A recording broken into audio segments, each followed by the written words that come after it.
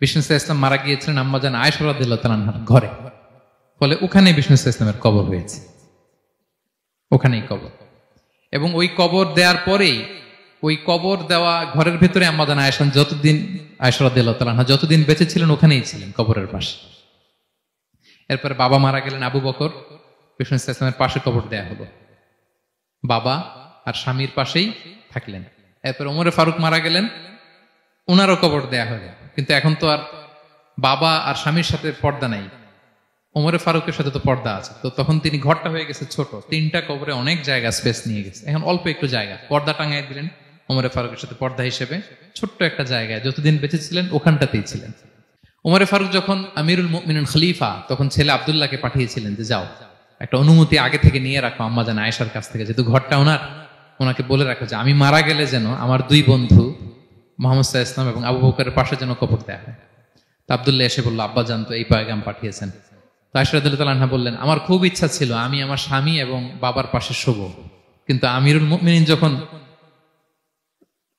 চেয়েছেন এটাকে আমি ফিরিয়ে দিতে পারি না। ঠিক আছে যাও, তোমার আব্বাকে বলো তোমার আব্বাই শোবেন ওই জায়গায়। আচ্ছা। তো ওমরে ফারুক আপনারা জানেন অ্যাসাসিনেশনে ইন্তেকাল করেছেন, আত্মাইর আঘাতে ছুরিকাঘাত করা হয়েছে, কয়েকবার স্টেবিং। এত জখম হয়েছে, দুধ দিলে ওই জায়গা দিয়ে দুধ বের হয়ে যায় না, বীজ পানি দিলে বের হয়ে যায়। তো সবাই বলল, আমিরুল মুমিনিন আপনি এবার ওসিয়ত করেন, কে হবে আপনার পরে লিডারশিপ, কে নিবে? মুসলিম উম্মাত অনেক বড় হয়ে গেছে। তখন তিনি ওসিয়ত করলেন এবং ছেলেকে আব্দুল্লাহকে আবার বললেন যে আব্দুল্লাহ আবার যাও, যে আম্মা জানের থেকে অনুমতি নাও। বলতেছে অনুমতি না নিলাম আর অনেক আগে, উনি তো বলছে আপনি মারা গেলে ওখানেই শোবেন। বলতেছে না, তখন আমি আমিরুল মুমিনিন ছিলাম, এখন তো কিছুক্ষণ পরেই মারা যাবে, এমন হতে পারে আমার ভয়ে বা লজ্জায় তখন অনুমতি দিছে, এখন আর দিবেন, আবার যাও। আবার গেল। আয়েশা রাদিয়াল্লাহু তাআলা আনহা বললেন, না এখন আমি আগের কথার উপরে আছি, তোমার আব্বাই সেখানে শোবে। সুবহানাল্লাহ। ওমরে ফারুক ওখানে শুলেন। তখন তিনি পর্দা আরম্ভ করলেন আম্মাজান আয়েশা। তাহলে রাসূল সাল্লাল্লাহু আলাইহি ওয়াসাল্লামের কবরটা হচ্ছে আম্মাজান আয়েশা রাদিয়াল্লাহু তাআলা আনহার ঘরের ভেতরেই। আপনারা মসজিদে নববী যারা ভিজিট করেছেন তারা জানেন যে আপনারা যখন কিবলামুখী হয়ে নামাজ পড়েন, বাম দিকে বিষ্ণু ইসলামের কবর, সেখানে রাসূল সাল্লাল্লাহু আলাইহি ওয়াসাল্লামের পাশে আবু বকর এবং ওমরে ফারুক রাদিয়াল্লাহু তাআলা আনহুমা শুয়ে আছেন। রাসূল সাল্লাল্লাহু আলাইহি ওয়াসাল্লামের কবর থেকে মিম্বার পর্যন্ত এই পুরো জায়গাটা রাউদাতুম মিন রিয়াদিল জান্নাহ, দুনিয়ার বুকে জান্নাতের একটা টুকরা। এবং আম্মাজান আয়েশা বলতেন যে আমাকে আল্লাহ এমন কিছু দিয়েছেন যেটা অন্য নারীকে দেননি। কি কি? 1 নাম্বার, আমি হচ্ছে একমাত্র বিষ্ণু ইসলামের কুমারী স্ত্রী। আয়েশা রাদিয়াল্লাহু তাআলা আনহা ছাড়া আর যত স্ত্রী ছিলেন সবাই ছিলেন বিধবা, তিনি একমাত্র কুমারী স্ত্রী। তিনি এবং রাসূল সাল্লাল্লাহু আলাইহি ওয়াসাল্লাম যখন শীতের রাতে একই কম্বলের নিচে রাত্রি যাপন করতেন, তখনও কোরআনের আয়াত নাজিল হতো। আম্মাজান আয়েশা বলেন, আমার চরিত্রের উপর কালিমা লেপন করতে চেয়েছিল মদিনার মুনাফিকেরা, আমার পবিত্রতা বর্ণনা করে সূরা আহজাবে আল্লাহ তাআলা কোরআনের আয়াত নাজিল করেছেন। আমার ঘরের মধ্যে বিষ্ণু ইসলামের কবর এবং আমার কোলে মাথা রেখে বিষ্ণু ইসলাম শেষ নিঃশ্বাস ত্যাগ করেছেন। অন্য কোন নারীকে, কোন স্ত্রীকে আল্লাহ তাআলা এই সৌভাগ্য দেন নাই। আল্লাহু আকবার। তাই বিষ্ণু ইসলামের একটা ইউনিকনেস হচ্ছে, কেউ ওনার জানাজার নামাজের ইমামতি করেন নাই, কেউ করেননি, আলাদা আলাদা ভাবে লোকজন নামাজ পড়েছে। উনি ওনার কবরে এখনো জীবিত অবস্থায় আছেন, হায়াতুন নবী। তবে আমরা এখন যেরকম জীবিত এরকম নয়, বারজাকি জগতের জীবিত। তিনি ইন্তেকাল করেছেন, মৃত্যুবরণ করেছেন, নিঃসন্দেহে তিনি বারজাকি জগতে চলে গিয়েছেন, কিন্তু সেই জগতে তিনি জীবিত। আমরা যখন নবী সাল্লাল্লাহু আলাইহি ওয়াসাল্লামকে সালাম দেই, দুরূদ পাঠ করি, বিষ্ণু সাল্লাল্লাহু আলাইহি ওয়াসাল্লাম কবর থেকে ওই সালামের উত্তর দেন। আল্লাহ তাআলা ওনার রূহটাকে ফিরিয়ে দেন, উত্তর দেন।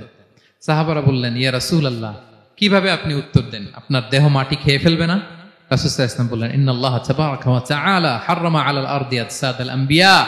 আল্লাহ তাআলা নবীদের দেহকে নষ্ট করা মাটির জন্য হারাম করে দিয়েছেন। কোন মাটি কোন নবীর দেহকে টাচ করতে পারে না, নষ্ট করতে পারে না। নবীরা কবরে জীবিত, সেখানে সালাত আদায় করে, তাদেরকে স্পেশাল রিজিক দেয়া হয়। এটাকেই বলা হয় হায়াতুন নবী, তিনি বারজাকি জগতে জীবিত।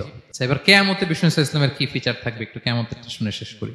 বিষ্ণু সাল্লাল্লাহু আলাইহি ওয়াসাল্লাম বলেন, আনা আউয়ালু মান ইয়ানশাক্কু আনহুল কবরু। কিয়ামতের দিন ময়দানে মাহশারে, হাশরের ময়দানে সর্বপ্রথম আমি কবর ফুঁড়ে উপরে উঠে দাঁড়াবো। কে উঠে দাঁড়াবে? বিষ্ণু সাল্লাল্লাহু আলাইহি ওয়াসাল্লাম সর্বপ্রথম কবর ফুঁড়ে উনি উঠে দাঁড়াবেন। এবং হাশরের ময়দানে উনি কোথায় দাঁড়াবেন? ওনার জন্য একটা স্পেশাল জায়গা থাকবে, জায়গাটার নাম হচ্ছে মাকামে মাহমুদ। জায়গাটার নাম কি? মাকামে মাহমুদ, ওইখানে বিষ্ণু সাল্লাল্লাহু আলাইহি ওয়াসাল্লাম মাকামে মাহমুদে দাঁড়াবেন। আল্লাহ তাআলা বলেন ওয়ামিনাল লাইলি ফাতাহাজ্জাদ বিহি নাফিলাতাল লাক আসা আইয়াবআসাকা রাব্বুকা মাকামান মাহমুদা। ওখানে বিষ্ণু সাল্লাল্লাহু আলাইহি ওয়াসাল্লাম দাঁড়াবেন। এবং বিষ্ণু সাল্লাল্লাহু আলাইহি ওয়াসাল্লাম বলেন আজান শোনার পরে কেউ যদি এই দোয়াটা পড়ে, আল্লাহুম্মা রাব্বা হাযিহি দাওয়াতিত তাম্মা ওয়াস সালাতিল কাইমা আতি মুহাম্মাদানিল ওয়াসিলাতা ওয়াল ফাদিলা ওয়া বা'আথহু মাকামান মাহমুদা আল্লাযী ওয়া'আদতা। এই দোয়াটা যে পড়ে আজান শোনার পরে, বিষ্ণু সাল্লাল্লাহু আলাইহি ওয়াসাল্লাম বলেন হাল্লাত লাহু শাফাআতি ইয়াউমাল কিয়ামা, কিয়ামতের দিন তার জন্য সুপারিশ করা আমি নবীর জন্য ওয়াজিব হয়ে যায়। যারা পড়েন না পড়বেন, মাকামে মাহমুদে তিনি সেজদায় লুটিয়ে থাকবেন এবং সেদিন তিনি সুপারিশ করবেন। সাহিবুশ শাফাআ, তিনি সুপারিশ করবেন। অন্য কোন নবী সুপারিশের সাহস করবে, স্পর্ধাও দেখাবে। আদম আলাইহিস সালাম, নূহ আলাইহিস সালাম, ইব্রাহিম আলাইহিস সালাম সবাই একজন আরেকজনকে রেফার করে, একজন আরেকজনকে রেফার করে, আমি পারবো না, উনি উনি উনি উনি বলতে বলতে বিষ্ণু সাল্লাল্লাহু আলাইহি ওয়াসাল্লামের কাছে যাবে। মানুষগুলো হয়রান হয়ে যাবে, ক্লান্ত শ্রান্ত ঘর্মাক্ত পিপাসার্ত মানুষগুলো। 50,000 বছর হবে সেই দিনটা, কিয়ামতের দিন। মানুষগুলো পেরেশান, যেই নবীর কাছে যায় বলে পারবো না, উনি উনি শেষ পর্যন্ত এটা যে বিষ্ণু সাল্লাল্লাহু আলাইহি ওয়াসাল্লামের কাছে ঠেকবে। বিষ্ণু সাল্লাল্লাহু আলাইহি ওয়াসাল্লাম কোথায় থাকবেন যেন, জায়গাটার নাম মাকামে মাহমুদে সেজদা অবস্থায় থাকবেন। সেজদা অবস্থায় থাকবেন। সব নবীরা বলবে নাফসি নাফসি, আল্লাহ তুমি আমারে বাঁচাও, আল্লাহ আমারে বাঁচাও, আল্লাহ আমারে বাঁচাও। কিন্তু বিষ্ণু সাল্লাল্লাহু আলাইহি ওয়াসাল্লাম সেই মাকামে মাহমুদে সেজদায় লুটিয়ে কাঁদতে থাকবেন আর বলবেন উম্মতি উম্মতি উম্মতি, হে আল্লাহ আমার গুনাহগার উম্মতকে বাঁচাও, আল্লাহ আমার গুনাহগার উম্মতকে তুমি বাঁচাও। কাঁদতে থাকবেন বিষ্ণু সাল্লাল্লাহু আলাইহি ওয়াসাল্লাম ওই জায়গায়।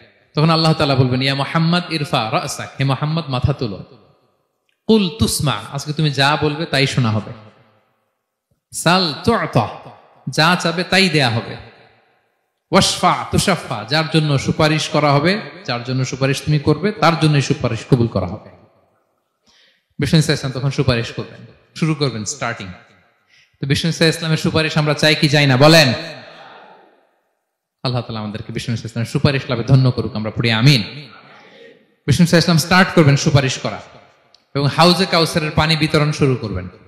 হাউজে কাউসারের নাম শুনেছেন?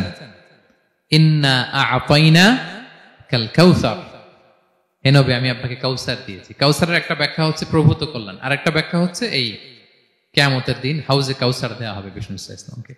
এটা কত বড়? বিষ্ণু সাল্লাল্লাহু আলাইহি ওয়াসাল্লাম বলেন হাউদি মাসিরাতু শাহর, 1 মাসের দূরত্ব।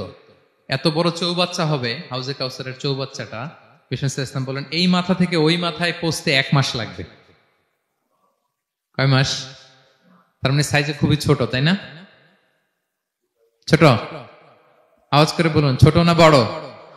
বিশাল বিশাল বিশাল। হাউজে কাউসারের পানিটা কেমন হবে? মা উহু আবিয়াদু মিনাল লাবান, দুধের চেয়েও সাদা, মধুর চেয়েও মিষ্টি, বরফের চেয়েও ঠান্ডা। আতিয়াবু মিনাল মিসকি, মিসকের চেয়েও সুগন্ধ সম্পন্ন। কি জানুহু কানুজুমিস সামা, আকাশের তারা যত বেশি, হাউজে কাউসারের যে পান পেয়ালা থাকবে আশেপাশে পেয়ালাগুলোর সংখ্যা আকাশের তারার চাইতেও বেশি। বিষ্ণু সাল্লাল্লাহু আলাইহি ওয়াসাল্লাম হাউজে কাউসারের পানি বিতরণ করবেন, সবাই বিশ্বাসী উম্মতেরা সেটা পান করবে। আর একবার যে পান করবে চিরকালের জন্য গলা থেকে তৃষ্ণা মিটে যাবে। সুবহানাল্লাহ।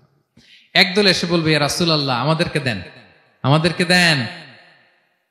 তখন ফেরেশতারা বলবে ইয়া রাসূলুল্লাহ এদেরকে দিবেন না, কারণ ফা ইন্নাকা লা তাদরি মা আহদাসু বা'দাক, আপনি জানেন না তারা আপনার পরে আপনার দিনকে বিকৃত করেছে। কি করেছে? আপনি যে দিন ইসলাম রেখে গিয়েছেন ওইটা পালন না করে নিজের মন মতো অনেক কিছু ঢুকাইছে, লাফালাফি নাচানাচি, এরকম আছে না নাই? মন মতো বানাই নিছে। হে নবী আপনার পরে মন মতো তারা ইসলাম পালন করেছে, বিকৃত করেছে, আপনি তাদেরকে দিবেন না।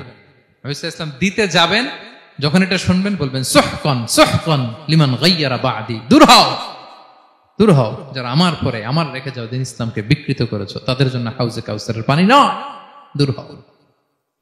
ফিহি আবারিকুল যাহাবি ওয়াল ফিদ্দা, যে পান পেয়ালাগুলো এগুলো made of silver and gold, সোনা রূপা দিয়ে তৈরি। সুবহানাল্লাহ বলেন। সুবহানাল্লাহ। আমরা যেন বিষ্ণু সাল্লাল্লাহু আলাইহি ওয়াসাল্লামের হাত থেকে নেয়া সে হাউজে কাউসারের পানি খেয়ে সেদিন আমাদের তৃষ্ণা নিবারণ করতে পারি। আমরা যদি একটু পেছন থেকে শুরু করি, ব্যাক টু দ্য হিস্ট্রি, তাহলে দেখবো এই যে বিষ্ণু সাল্লাল্লাহু আলাইহি ওয়াসাল্লাম 570 খ্রিস্টাব্দে আব্দুল্লাহ এবং আমেনা ওনাদের ঘর উজাড় করে আলোকিত করে পৃথিবীতে শুভাগমন করেছিলেন। এ ধরার বুকে ওনার শুভাগমনের 2000 বছর আগে সাইয়েদনা ইব্রাহিম আলাইহিস সালাম ওনার আগমনের জন্য আল্লাহ তাআলার কাছে প্রার্থনা করেছিলেন। We have to connect the dots. History বুঝতে হলে আপনাকে ডটগুলো একটু কানেক্ট করে নিতে হবে। বিষ্ণু ইসা ইসলাম এ ধরার বুকে শুভাগমনের 2000 বছর আগে মক্কার ধুধুমরু প্রান্তরে আল্লাহর খলিল ইব্রাহিম আলাইহিস সালাম আল্লাহর কাছে একটা দোয়া করেছিলেন। সেই দোয়াটি দিয়েই আমি শুরু করেছি। সূরাতুল বাকারার 129 নম্বর আয়াতে আল্লাহ তাআলা এই দোয়াটি সাইয়েদনা ইব্রাহিম আলাইহিস সালামের দোয়াটি হুবহু কোট করেছেন। তিনি দোয়া করেছেন, রব্বানা ওয়াবআথ ফীহিম রাসূলাম মিনহুম ইয়াতলু আলাইহিম আয়াতিক ওয়া ইউআল্লিমুহুমুল কিতাবা ওয়াল হিকমাতা ওয়া ইউযাক্কিহিম ইন্নাকা আনতাল আজিজুল হাকীম। হে আমাদের রব, এই জনপদে তাদের মধ্য থেকে আপনি একজন রাসূল পাঠান, যিনি তাদেরকে আপনার আয়াত তেলাওয়াত করে শোনাবে, আপনার কিতাব শিক্ষা দিবে, প্রজ্ঞা শিক্ষা দিবে এবং তাদেরকে শুদ্ধাচারী বানাবে। এই দোয়াটা সাইয়েদনা ইব্রাহিম আলাইহিস সালাম করেছিলেন। আর এই দোয়ার বদৌলতে প্রায় 2000 বছর পরে ধরার বুকে বিষ্ণু ইসা ইসলামের আগমন। সুবহানাল্লাহি ওয়া বিহামদিহি। এবং রাসূল সাল্লাল্লাহু আলাইহি ওয়াসাল্লাম প্রায় বলতেন, আনা দাওয়াতু আবি ইব্রাহিম, আমি আমার পিতা আদি পিতা ইব্রাহিমের দোয়ার ফসল। আমার পিতা আমার জন্য দোয়া করেছিলেন। সাইয়েদনা ইব্রাহিম আলাইহিস সালামের 2 সন্তান ছিল, ইসহাক এবং ইসমাঈল আলাইহিস সালাম। আই রিপিট, আমি আবার বলি, একদিকে ইসহাক আরেকদিকে ইসমাঈল। আমার সাথে সাথে বলেন, একদিকে আরেকদিকে 2 সন্তান। তো এই যে ইসহাকের যে লিনিয়েজ বা চ্যানেল, পৃথিবীর সব নবী এই চ্যানেলে এসেছে। সাইয়েদনা ইসমাঈলের লিনিয়েজ বা চ্যানেলে কোন নবী আসেনি। হাজার হাজার নবী, শত শত নবী সাইয়েদনা ইব্রাহিম আলাইহিস সালামের পরে যারাই এসেছে সবাই ইসহাকের চ্যানেলে এসেছে। ইসমাঈল ইসলামের চ্যানেলে কোনো নবী নেই। এবং পৃথিবীর সব নবীরা ওনাদের উম্মতের কাছে বলতেন যে এই যে নবী আসার ধারাবাহিকতায় সর্বশেষ একজন নবী আসবেন, তিনি হবেন সবার সেরা, সবার সেরা নবী হবেন। তাহলে ইব্রাহিম আলাইহিস সালামের 2 সন্তান, একদিকে ইসহাক আরেকদিকে ইসমাঈল। নবী এসেছে কি ইসমাঈলের চ্যানেলে না ইসহাকের চ্যানেলে? ইসহাকের চ্যানেলে। হাজার হাজার prophet came to this channel, এই চ্যানেলে এসেছে। এবং তারা সবাই বলতো সর্বশেষ যিনি আসবে তিনি হবেন সবার সেরা। ফলে এই জেনারেশন গুলোতে তাদের মধ্যে একটা বদ্ধমূল ধারণা হয়ে গিয়েছিল যে সর্বশেষ নবীটা যে আসবে উনিও এই চ্যানেলেই আসবে। যে তারা দেখতে পাচ্ছেন হিস্ট্রিক্যালি এই চ্যানেলে, ইসমাইলের চ্যানেলে কোনো নবী নাই, নবী ছাড়া একটা চ্যানেল। সব নবী আসছে ইসহাক আলাইহিস সালামের চ্যানেলে। ফলে তাদের একটা ধারণা ছিল সর্বশেষ সর্বসেরা যে নবী উনিও আসবেন এদিক দিয়ে। কিন্তু আল্লাহ তাআলা তাদের ধারণাকে নস্যাৎ করে দিয়ে সর্বশেষ নবীকে ইসহাকের চ্যানেলে পাঠান নাই। সর্বশেষ নবী, আখিরি নবী, বিশ্বনবী মুহাম্মদুর রাসূলুল্লাহ সাল্লাল্লাহু আলাইহি সাল্লামকে আল্লাহ তাআলা ইসমাঈল আলাইহিস সালামের চ্যানেলে পাঠিয়ে দিয়েছেন। দেখছেন, চেঞ্জিং দ্য লিডারশিপ ফ্রম বনি ইসরাইল টু বনি ইসমাঈল। সাইয়েদনা ইব্রাহিম আলাইহিস সালামের ছেলের নাম ইসহাক, ইসহাকের ছেলের নাম ইয়াকুব। ইয়াকুব আলাইহিস সালামের একটা উপাধি হচ্ছে ইসরাইল। ইসরাইল মানে হচ্ছে আব্দুল্লাহ, মানে আল্লাহর বান্দা। ফলে উনার যত ডিসেন্ডেন্ট সন্তান তারা সবাই হচ্ছে বনি ইসরাইল, ইসরায়েলের বংশধর। তো সব নবীকে আল্লাহ এখানে পাঠালেও শেষ নবীকে আল্লাহ তাআলা পাঠিয়েছেন ইসমাইলের চ্যানেলে। তার মানে বিশ্বনবী বনি ইসরাইল নন, বিশ্বনবী হচ্ছেন বনি ইসমাইল, ইসমাইলের চ্যানেলে এসেছে। আলহামদুলিল্লাহ বলেন। তাহলে লিঙ্ক আপটা বুঝতে পেরেছেন তো না, কিভাবে বিষ্ণু ইসলাম আসলেন? রাসূল ইসলাম প্রায় এভাবে বলতেন যে আনা দাওয়াতু আবি ইব্রাহিম, আমি আমার পিতা ইব্রাহিমের দোয়ার ফসল। তিনি দোয়া করেছিলেন মক্কার ধুধু প্রান্তরে যে আল্লাহ এই জনপদে একজন নবী দিও। ওনার দোয়ার 2000 বছর পরে আল্লাহ তাআলা এই দোয়া কবুল করেছেন। আমরা তো তাহাজ্জুদের সময় দোয়া করে এরপরের দিন হুজুরের কাছে মাসালার জন্য যাই, হুজুর দোয়া তো কবুল হয় না।